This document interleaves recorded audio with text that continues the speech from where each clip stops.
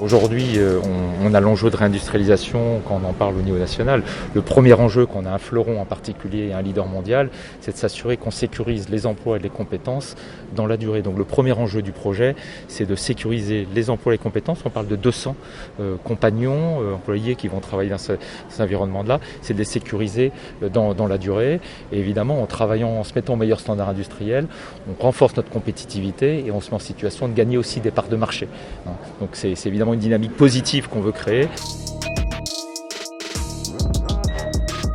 Et on travaille sur plusieurs aspects, on travaille sur l'humain, qui est vraiment dans nos métiers, au cœur de la performance industrielle, en travaillant sur l'ergonomie, en travaillant sur l'environnement de travail, on travaille sur la digitalisation, on parle de MECA 4.0, donc on envoie le message qu'on est tourné vers l'avenir, on est sur les enjeux de traçabilité, d'efficacité, d'information au plus près du poste de travail, et puis évidemment on est sur l'enjeu de productivité en réaménageant les flux industriels pour se donner le moyen de réduire nos cycles et améliorer la performance. Donc on travaille sur l'ensemble des composantes, l'humain, le flux industriel, la digitalisation.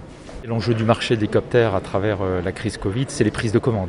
On a un marché qui est déjà difficile, qui a été divisé par 2 l'année dernière dans le contexte Covid. On a aujourd'hui sur le marché civil 60 à 70% de parts de marché. Donc on a baissé comme tout le monde, mais on a moins baissé. Et donc l'enjeu évidemment en 2021 et dans les années qui viennent, c'est de continuer à renforcer notre positionnement de marché. C'est pour ça que dans ce cadre-là, le soutien de l'État au plus près et au cœur de la crise a été si important. On parle des Q8 Caracal, on parle des 10 H160, on parle des 2 H145. C'est 600 millions de commandes qui nous ont donné de la visibilité. J'ai rencontré des hommes, des jeunes femmes ou des jeunes hommes.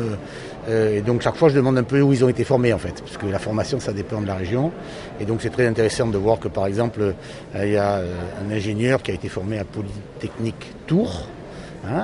Et qui est venu aujourd'hui, qui a participé à la création de la chaîne en 4 ans, et en même temps une jeune femme qui a été formée qui est ingénieure et qui a été formée en apprentissage ici. Donc ça veut dire que le travail qui a été fait sur les apprentis en amont fait en sorte qu'il y a des emplois pérennes dans l'industrie, hommes ou femmes, donc c'est particulièrement satisfaisant. On s'engage à recruter, on s'engage à manier des contrats d'apprentissage, on s'engage à donner la priorité sur les jeunes. Donc c'est des sujets qu'on travaille en étroite collaboration avec les partenaires sociaux. Le dialogue social dans l'entreprise est pour moi un élément clé de compétitivité. Au cœur de la crise, l'entreprise elle a toujours tourné, elle ne s'est jamais arrêtée, elle a soutenu ses clients et ça c'est le résultat d'un travail étroit avec les partenaires sociaux pour créer les conditions évidemment de sécurité mais également de fonctionnement de l'entreprise. On en discutait avec Monsieur Muselier, c'est vraiment une priorité de l'industrie française que d'être capable de manier ses compétences et d'investir dans les jeunes à travers l'apprentissage.